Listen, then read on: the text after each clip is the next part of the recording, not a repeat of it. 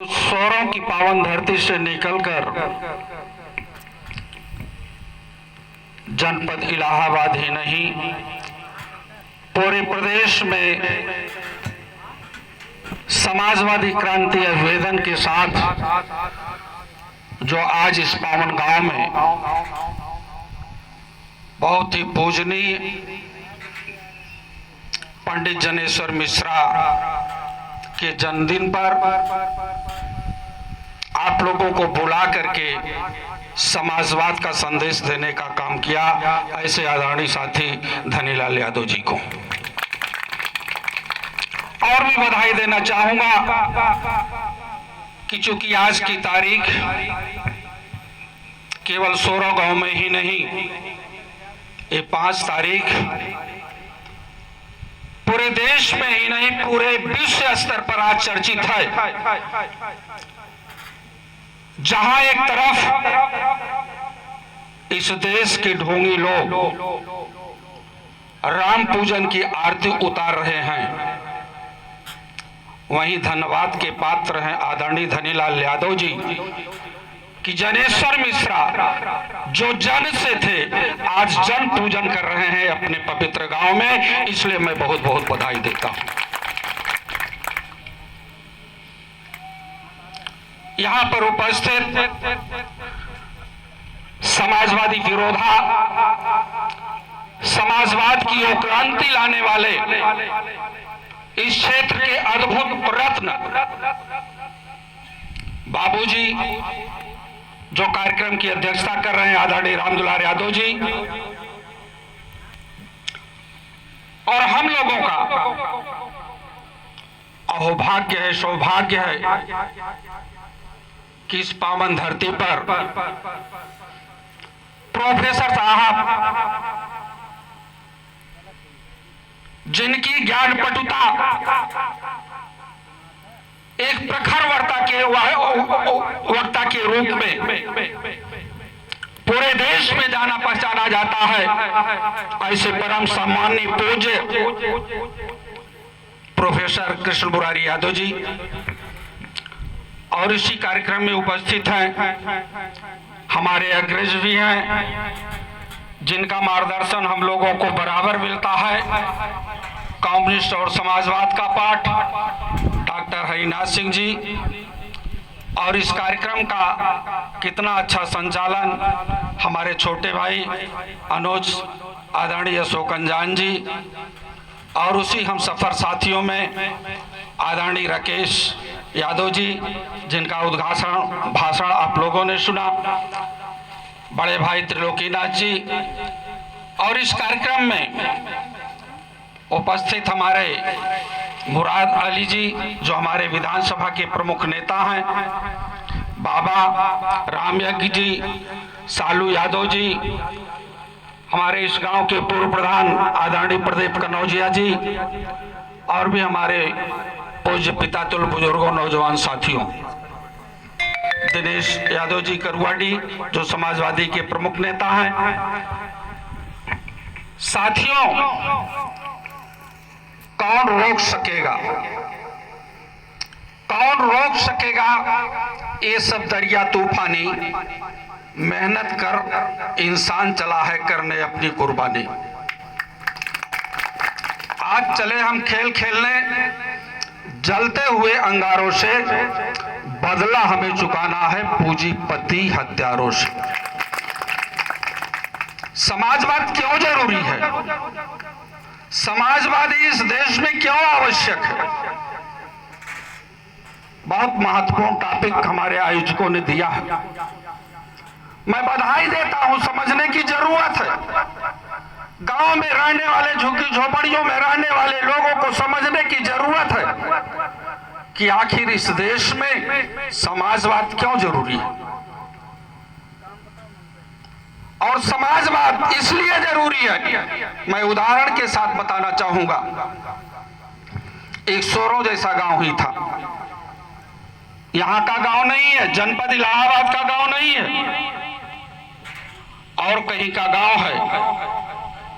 और उस गांव में कम बुद्धि के भी थे, और आंख से अंधे थे 4 लोग,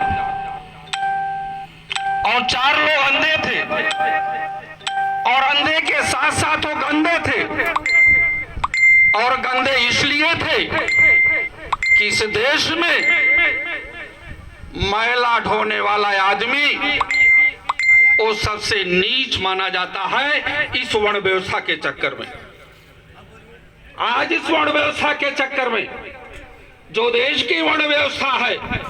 उस वर्ण व्यवस्था के चक्कर में सर पर मैला लेकर के चलने वाला आदमी सबसे छोटा माना जाता है, सबसे नीच माना जाता है। इसलिए वो 4 अंधे गांव के गंदे माने जाते थे कुछ लोगों की निगाह में। वो बड़ा अपमानित, अपना अपमान समझते थे, और इतना अपमान सहा वो झेल नहीं पाए। 4 वो अंधे एक जगह एकत्रित हुए, आपस में बातचीत किया कि हमें यहाँ के लोग तो गंदा समझते हैं, इसलिए हम लोगों को एक रहना चाहिए, और हम लोग अगर 4 लोग एक रहेंगे तो जो हम लोगों को गंदा समझेगा उसका मुंह तोड़ जवाब देंगे। ये तय कर लिया। काम चलता रहा, आगे बढ़ता रहा, और गांव के कुछ मनचले नौजवानों ने, जैसे दिनेश यादव जी हैं, मुराद भाई हैं, सालू जी हैं, बाबा हैं, रामयज्ञ जी हैं, तमाम आप जैसे लोगों ने कहा कि यारे अंधे तो अब साफ हो गए हैं। कुछ उनके जमात समाज के लोगों ने कि चलो यार इनको पंचायत का चुनाव प्रधानी का लड़ा दिया जाए। और हंसी हंसी की बात है, और हंसी हंसी में जब 4-10 लड़के बना लिए तो पूरे गांव के पिता तुल्य बुजुर्गों का भी आशीर्वाद मिलना शुरू हो गया, और इतनी उन्हीं 4 अंधों में से एक को ग्राम प्रधानी का चुनाव की तैयारी इतनी जोरों पर हो गई कि आप विधानसभा और लोकसभा का चुनाव ऐसा नहीं था। लेकिन उसी गांव के कुछ चतुर और चालाक लोग, जिनके बारे में दिल्ली विश्वविद्यालय में प्रवेश लेने वाले छात्र अभिषेक यादव जी ने कहा, तो कुछ ऐसे चतुर चालाक लोग गांव के लोगों की नई जानकारी में उन 4 अंधों को निमंत्रण दे दिया,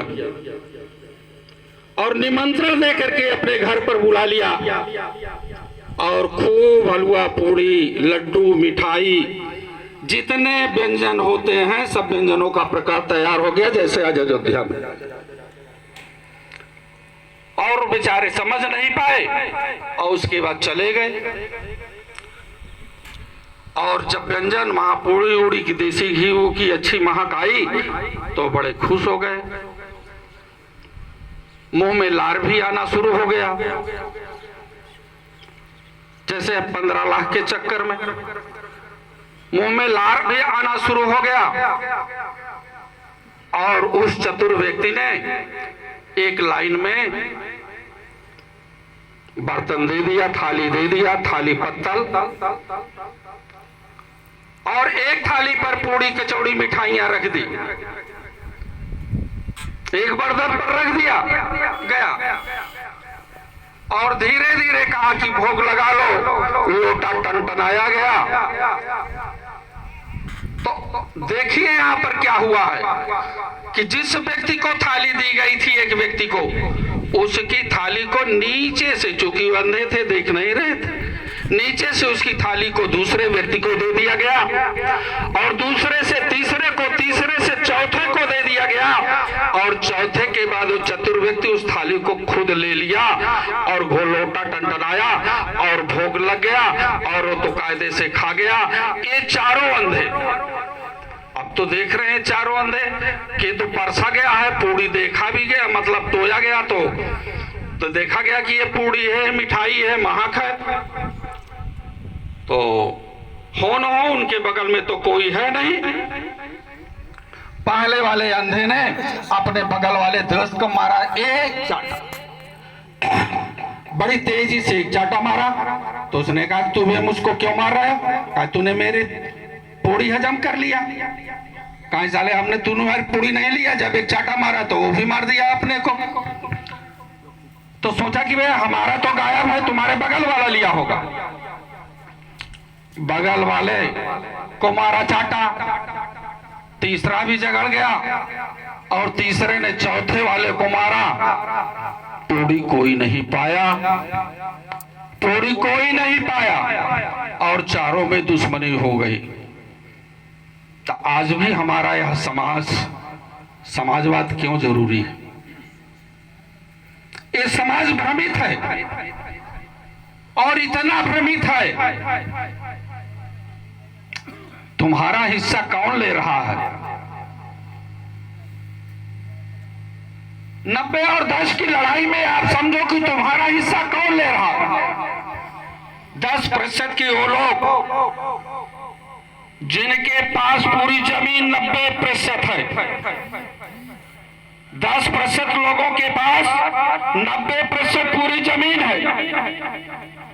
उनके पास नौकरी है, उनके पास व्यवसाय है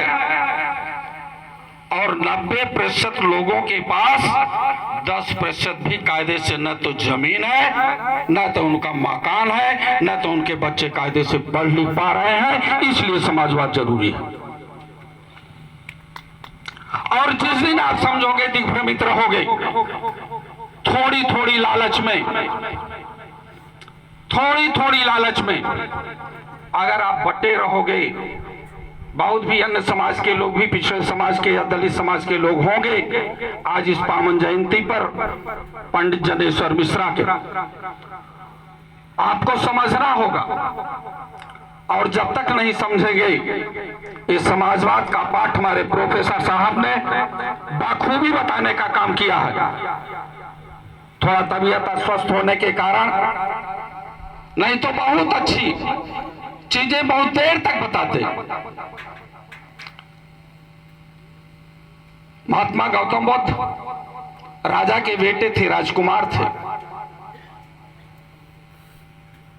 ये राजकुमार थे, इनको जरूरत नहीं थी घर से निकलने की, लेकिन इन्होंने महसूस किया संसार दुख से भरा है। और उस पीरियड में वैदिक परंपरा,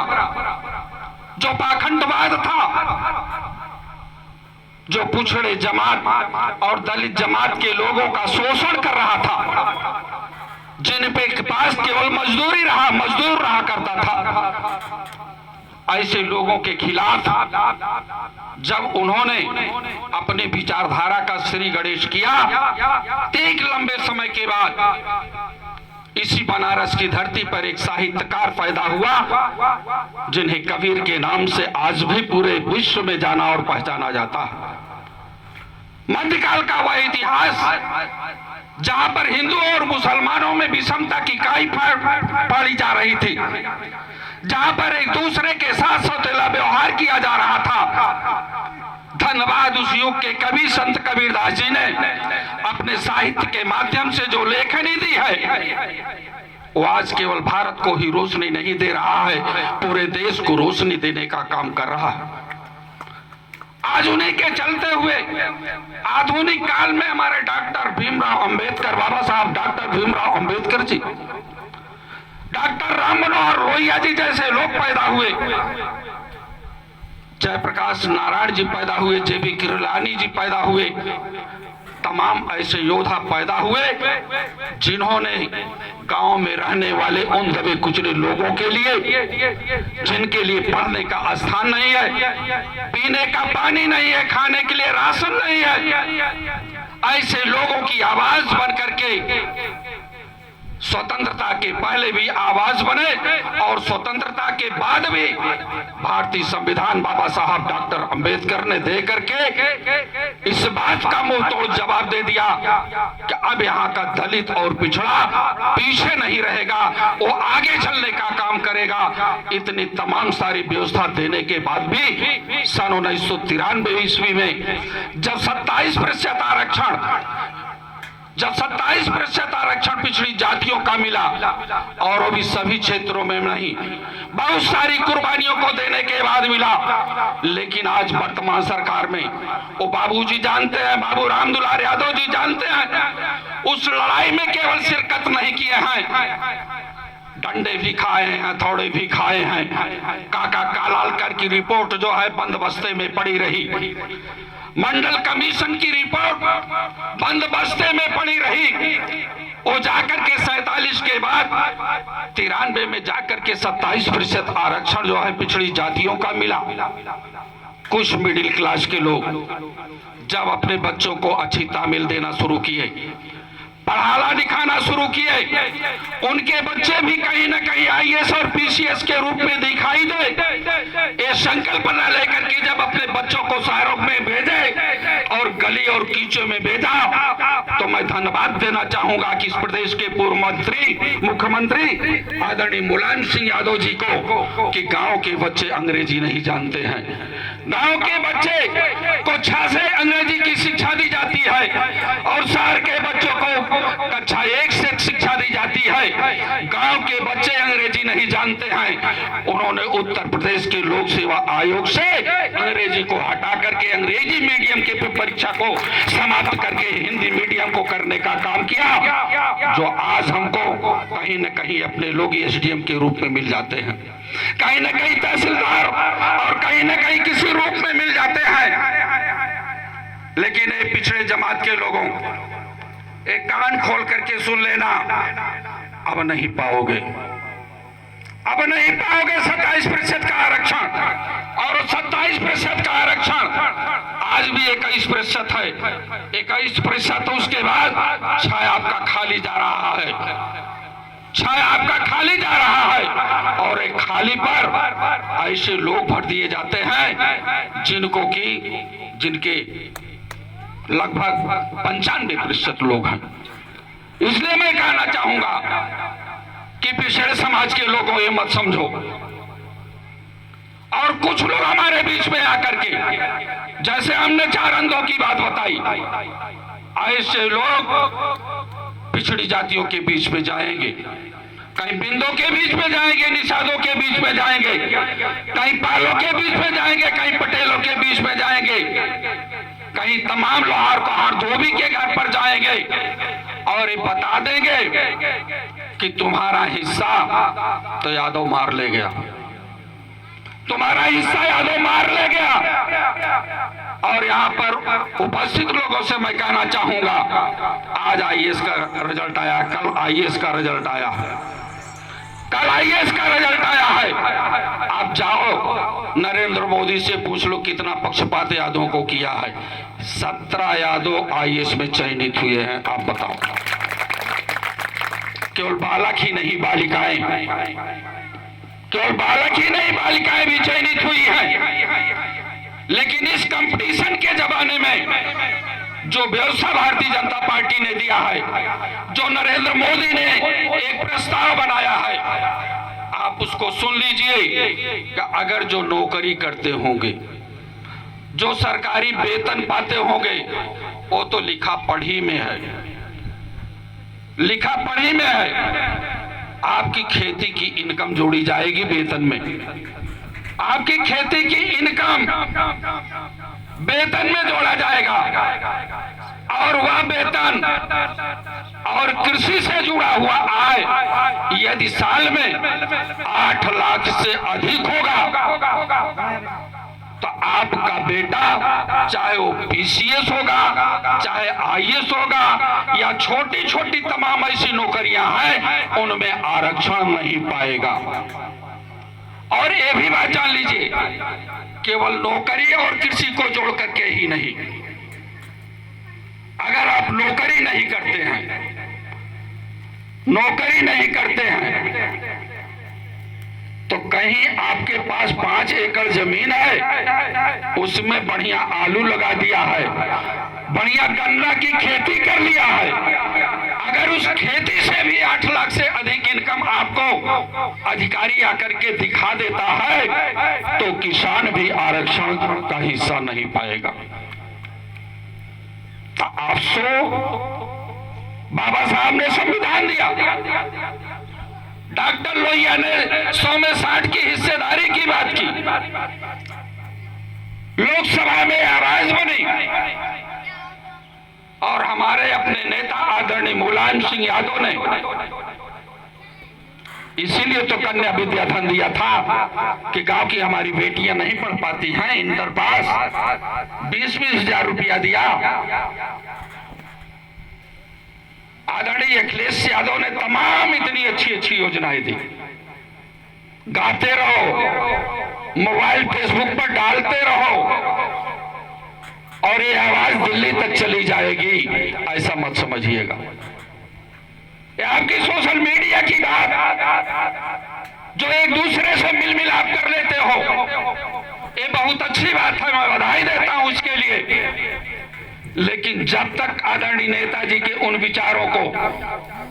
आप गांव में अपने पिता तुल्य बुजुर्गों और पिता तुल्य माँ तुल्य अपनी माओ के पास नहीं बैठोगे और उनसे अपने भाई को नहीं मांगोगे कि दे दो हमको समाजवादी आंदोलन में, और समाजवादी आंदोलन में जरूरी है, तभी हमारे परिवार का, हमारे समाज की तरक्की हो सकती है। इस बात को हमको और आपको करने की जरूरत है। और जब तक ऐसे समाज के लोगों में आप नहीं जाओगे, हाथ पर हाथ रख करके बैठे रहोगे और हम चाहेंगे कि शासन सत्ता हमारे हाथ में आ जाए, हमारे बच्चे नौकरियों में चले जाएं, हमारे बच्चे व्यवसाय में चले जाएं, तो काम अकेले नहीं होगा। जो बीजेपी के लोगों ने हम लोगों के अंदर विखंडन पैदा किया है, एक दूसरे से दूरी बनाने का काम किया है, वो कहता है सोशल डिस्टेंसिंग बनाए रखिए, लेकिन यहाँ तो फिजिकल डिस्टेंसिंग है। एक आदमी एक दूसरे के दूर बैठे, ये तो फिजिकल डिस्टेंसिंग हुई ना। और सोशल डिस्टेंसिंग यहाँ बना दिया है हमारे आपके बीच में, एक समाज दूसरे समाज से न जुड़ सके, गलरिया ही से न जुड़ सके, अहिर कुर्मी से न जुड़ सके, कुर्मी से बिंद न जुड़ सके, बिंद से पासी न जुड़ सके, पासी से चमार न जुड़ सके, लोहार से कोहान न जुड़ सके, धोबी से धारिकार न जुड़ सके। ये सोशल डिस्टेंसिंग ये मोदी सरकार ने दिया है, मोदी ने दिया है। इसलिए साथियों, मैं बहुत कुछ न कर करके आप लोगों के बीच में तो हमेशा कहीं न कहीं मुलाकात हुआ ही करती है। मैं बधाई देना चाहूंगा कि आप लोग इस कार्रवाई को लेकर के जब आप बढ़ोगे, पंडित जनेश्वर मिश्रा ही नहीं, आप उदाहरण दो लोगों को, ये जितने समाजवादी नेता थे सब फॉरवर्ड थे लगभग,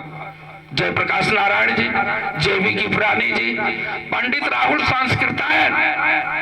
साहित्य के पुरोधा थे, नागार्जुन जी थे, लेकिन इन लोगों की सोच थी, उन्होंने समाज में निकला और देखा। इसलिए मैं अपने सम्मानित युवा साथियों से विशेष रूप से निवेदन करना चाहूंगा कि आप अपने घरों से निकले, माननीय नेताजी की उन आदर्शों और विचारों को लेकर के चले, और आने वाला जो 2024 का है वो समाजवादी दिवस होगा और इस प्रदेश के मुख्यमंत्री फिर से अखिलेश यादव जी बने, इस संकल्पना के साथ 2022 में फिर से माननीय अखिलेश यादव जी मुख्यमंत्री बने, इस संकल्पना के साथ हमको आपको जो भी अपने व्यवसायों से, अपने खेती बाड़ी से, बच्चों की पढ़ाई लिखाई से जो भी घंटे 2 घंटे का समय मिले वो अन्य समाज के लोगों में जाइए और एक संदेश दीजिए। और जरूरत भी पड़ती है तो हम लोगों को आह्वान कीजिए, हम भी आ जाएंगे, बाबूजी भी आ जाएंगे, जिनकी जिनकी जरूरत पड़ेगी वहां पर उतर करके हम लोग भी आपके साथ कंधे से कंधा मिला करके उनको समझाने का प्रयत्न करेंगे और अपने साथ जोड़ने के लिए काम करेंगे, जिससे कि 2024 का वो 22 का 2024 का जो प्रयासरत हमारे नेता आदरणीय अखिलेश यादव जी हैं और माननीय मुलायम सिंह यादव की जो सोच रही है इस देश के गरीबों के लिए, वंचितों के लिए, शोषितों के लिए, वो चीज आगे चले। और डॉक्टर बाबा साहब अम्बेडकर जो संविधान है, जो आज मनोवाद के संविधान से प्रेरित किया जा रहा है और मनोवादी व्यवस्था के तहत ये कहते हैं राम राज्य लाओ, राम राज लाना है, इसीलिए वहां पर पूजन हो रहा है। रामराज क्या चीज है जानते हो? रामराज के समय में जो शूद्र, अब यादव शूद्र अपने को मानने लगा कि नहीं मानने लगा हम नहीं जानते हैं, हाँ, मानने लगे हैं। अगर मानने लगे हैं तो इन सूत्रों को, संपूर्ण सूत्रों को, ललाई जी का ही इतिहास पढ़ लीजिए, ललाई यादव उनका इतिहास पढ़ लीजिए, पेरियार जी का इतिहास पढ़ लीजिए, पेरियार रामास्वामी जी का, जगदेव कुशवाहा जी का इतिहास पढ़ लीजिए। इन लोगों की विचारधाराओं को आप पढ़ लेंगे जिस दिन, उस दिन जो है आपकी नजर अयोध्या नहीं जाएगी, बल्कि गांव में उन बच्चों के साथ रहेगी जिनको आप निकाल करके आईएएस और पीसीएस जैसी कुर्सियों पर पहुंचाने के लिए संकल्पित होंगे। बहुत बहुत धन्यवाद। 2022 जिंदाबाद रहे। धन्यवाद।